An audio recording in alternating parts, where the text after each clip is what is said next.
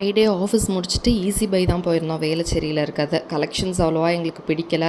So அப்படியே ஆப்போசிட்டில் இருக்க க்ரீம் ஸ்டோரியில் ஒரு மில்க் கேக் வாங்கி சாப்பிட்டோம். செம்மையாக இருந்ததுங்க. ₹250 பட் வர்த்துன்னு தான் நான் சொல்லுவேன்.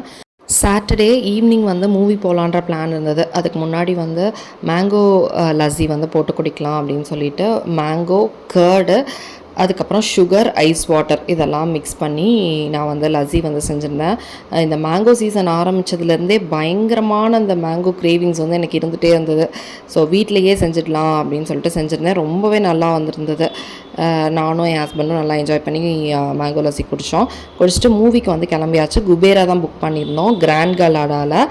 மூவி வந்து ஆஹா ஓஹோன்னு சொல்கிற அளவுக்கு இல்லை. எனக்கு என்னவோ கடைசி வரைக்கும் பிடிச்சிருந்துச்சு. கிளைமேக்ஸ் வந்து எனக்கு அவ்வளோவா ஏதோ போய் முடித்த மாதிரி ஒரு ஃபீல்.